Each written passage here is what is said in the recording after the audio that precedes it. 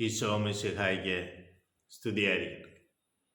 ഈശോ മിശിഹായിൽ സ്നേഹിക്കപ്പെടുന്ന മാതാപിതാക്കളെ, സഹോദരങ്ങളെ, ഇന്ന് നമ്മൾ ചിന്തിക്കുന്നത് വിശുദ്ധ ലൂക്ക അറിയിച്ച സുവിശേഷം 9-ാം അധ്യായം 51 മുതൽ 56 വരെയുള്ള തിരുവചന ഭാഗങ്ങളാണ്.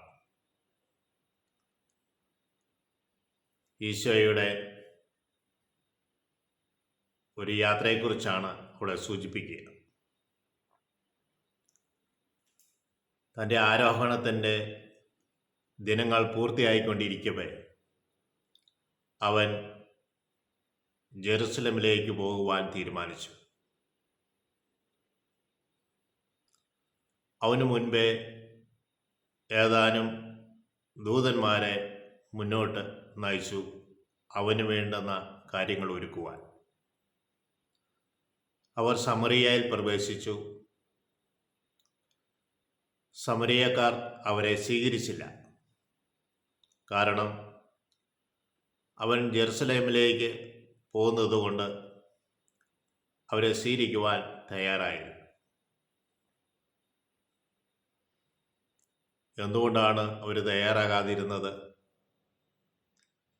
സമറിയക്കാരും ഇസ്രായേൽക്കാരും തമ്മിൽ ബദ്ധശത്രുതയിലാണ്. യഹൂദർ സമറിയക്കാരെ കണ്ടാൽ ശപിക്കുകയും ഇവരെ സ്വർഗരാജ്യത്തിൽ പ്രവേശിക്കാൻ അനുവദിക്കരുത് എന്ന് പ്രാർത്ഥിക്കുകയും ചെയ്തിരുന്നു. ഇവർക്ക് സ്വർഗരാജ്യം കിട്ടരുത് എന്നാണ് അവർ പ്രാർത്ഥിച്ചുകൊണ്ടിരുന്നത്. അതുകൊണ്ട് സമറിയക്കാർ ഈശോയും ശിഷ്യന്മാരെയും സ്വീകരിച്ചില്ല. ഇത് കണ്ട ഈശോയുടെ ശിഷ്യന്മാരായ യോഹന്നാനും യാക്കോബും പറയുകയാണ്, സ്വർഗത്തിൽ നിന്ന് അഗ്നി ഇറക്കി ഇവരെ നശിപ്പിക്കട്ടെ എന്ന് പറയട്ടെയോ എന്നാണ് അങ്ങനെ ഒരു ചിന്ത അവരുടെ മനസ്സിലുണ്ടായത്. ഈശോയുടെ കൂടെ നടന്നിട്ട് ഈശോ അങ്ങനെ ഒരു പ്രവൃത്തി ചെയ്യുന്നത് അവർ കണ്ടിട്ടില്ല. അവർ പഴയ നിയമ ഗ്രന്ഥം അവർക്ക് മനപാഠമാണ്. അതിലൂടെ അവർ കണ്ടെത്തിയ ഒരു കാര്യമാണ് 2 രാജാക്കന്മാരുടെ പുസ്തകം 1-ാം അധ്യായം 1 മുതൽ 14 വരെയുള്ള തിരുവചന ഭാഗങ്ങളിലൂടെ കടന്നു പോകുമ്പോൾ അഹസ്യ രാജാവ് സമറിയയുടെ മട്ടുപ്പാവിൽ വെച്ച് വീണ് അവൻ രോഗിയായി തീർന്നു. അഹസ്യ രാജാവ് തൻ്റെ ഗണത്തെ എക്രോൺ ദേവനായ ബാൽസബലിൻ്റെ അടുത്തേക്ക് പറഞ്ഞയച്ചു. ഈ കിടക്കയിൽ നിന്ന് ഞാൻ എഴുന്നേൽക്കുമോ? ഇതറിഞ്ഞ കർത്താവിൻ്റെ പ്രവാചകൻ തിഷ്ബിനായ ഏലിയ രാജാവിൻ്റെ സേവകരോട് എന്ന് പറഞ്ഞു, ഇസ്രയേലിൽ ദൈവമില്ലാഞ്ഞിട്ടാണോ നീ എക്രോൺ ദേവനായ ബാൽസബുലിനോട് നീ കാര്യം ആരായാൻ പോയത്? അതുകൊണ്ട് നീ മരിക്കും. രാജാവിൻ്റെ സേവകർ രാജാവിനോട് ചെന്നിട്ട് പറഞ്ഞു, ഇങ്ങനെ ഒരാൾ പറഞ്ഞിട്ടുണ്ട്. രാജാവ് അടയാളം ചോദിച്ചു. അവൻ രോമം കൊണ്ടുള്ള വസ്ത്രവും തോൽവാർ കൊണ്ടുള്ള അരപ്പട്ടയുമാണ് അവൻ ധരിച്ചിരിക്കുന്നത്. അപ്പോൾ രാജാവ് പറഞ്ഞു, അവൻ തിഷ്ബിനായ ഏലിയായാണ്. രാജാവ് 50 സൈനികരെയും അവയെ നയിക്കുവാൻ ഒരു പ്രധാനിയെയും ഏലിയയുടെ അടുത്തേക്ക് അയച്ചു. ഇറങ്ങി വരിക, രാജാവിൻ്റെ അടുത്തേക്ക് എത്തുവാൻ അവിടുന്ന് ആവശ്യപ്പെടുന്നു. ഏലിയ അപ്പോഴും പറയുന്നുണ്ട്, നീ എക്രോൺ ദേവനായ ബാൽസബൂലിൻ്റെ അടുത്തേക്ക് നിന്റെ കാര്യം ആരായാൻ വേണ്ടി നീ അയച്ചതുകൊണ്ട് നീ മരിക്കും. എലിയ ആകാശത്തിൽ നിന്ന് അഗ്നി ഇറക്കി 50 പടയാളികളെയും അവൻ്റെ നേതാവിനെയും നശിപ്പിച്ചു കളഞ്ഞു. വീണ്ടും രാജാവ് 50 പേരെയും അവർ നയിക്കുന്ന സേനാനായകനുമായി എലിയെ കാണാൻ ചെന്നു. രാജാവ് കൽപ്പിക്കുന്നു, ഇറങ്ങി വരിക. ഏലിയ അപ്പോഴും ഇതേ വാചകം പറഞ്ഞു.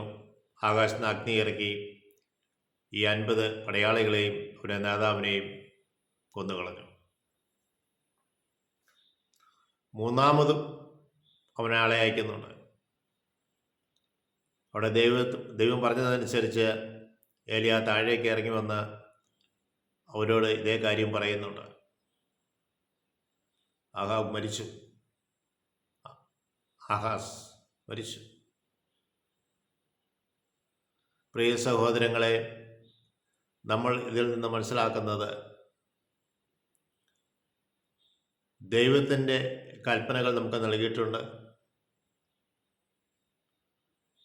നമ്മൾ ഏകദൈവത്തിൽ വിശ്വസിക്കുന്നവരാണ്. മറ്റു പല ആചാരങ്ങളുടെയും മധ്യത്തിലാണ് നമ്മൾ ജീവിക്കുന്നത്. നമ്മുടെ വിശ്വാസം നമ്മൾ കാത്തു സൂക്ഷിക്കുക, നിത്യം ജീവിക്കുന്ന വഴി നടത്തുന്ന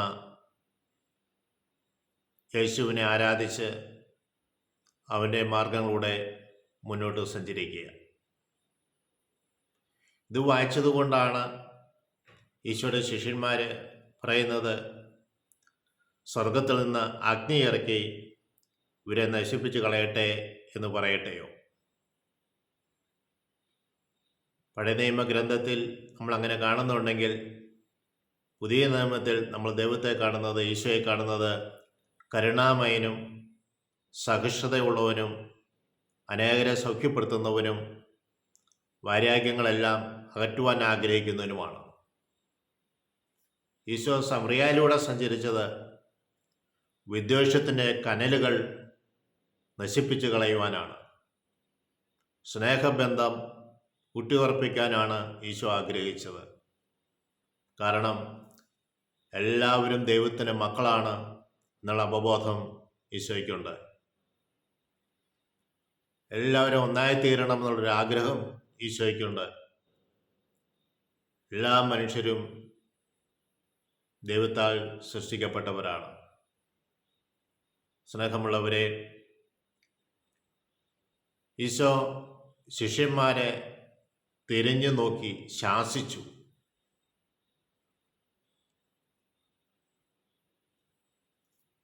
എപ്പോഴും അനുകമ്പയുടെ, ആർദ്രതയുടെ, സഹിഷ്ണുതയുടെ മുഖം ഈശോയിൽ നമ്മൾ കാണുകയാണ്.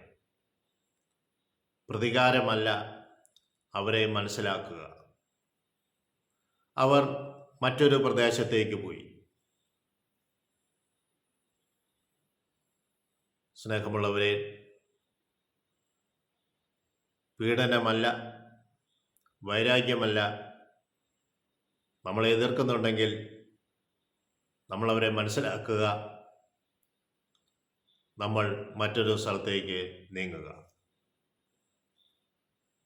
ഈശോ നൽകിയ ഈ പാഠം ശിഷ്യന്മാർക്ക് മാത്രമല്ല, എക്കാലത്തും ജീവിക്കുന്ന മനുഷ്യർക്കുള്ളതാണ്. എന്നെ ശ്രമിക്കുന്ന സ്നേഹമുള്ളവരെ, മകൻ സ്വീകരിക്കുന്നില്ല, മകൾ സ്വീകരിക്കുന്നില്ല, വീട്ടുകാർ സ്വീകരിക്കുന്നില്ല, എന്നെ ആരും മനസ്സിലാക്കുന്നില്ല എന്ന വേദനമായി നടക്കുമ്പോൾ ഓർക്കുക, നന്മ ചെയ്ത് അനേകരെ സൗഖ്യപ്പെടുത്തി പിശാച് ബാധിതരിൽ നിന്ന് പിശാചിനെ ഒഴിവാക്കി മരണാസന്നരായിരുന്നവരെ ജീവനിലേക്ക് തിരിച്ചു കൊണ്ടുവന്ന് മരിച്ചവരെ ഉയർപ്പിച്ചവൻ അവൻ ആരോടും പകപോക്കിയില്ല. അവനെ സ്വീകരിക്കാത്തവരുടെ നാട്ടിൽ നിന്ന് അവൻ മറ്റൊരു സ്ഥലത്തേക്ക് മാറുകയാണ് ചെയ്തത്. അതെ, എന്നെ അറിയുന്ന ഒരു ദൈവമുണ്ട് എന്നൊരു ചിന്തയോടുകൂടി, എന്നെ മനസ്സിലാക്കുന്ന ഒരു ദൈവമുണ്ട് എന്ന ചിന്തയോടുകൂടി നമുക്ക് മുന്നോട്ട് നീങ്ങാം. ത്രിയേക ദൈവം നമ്മളെ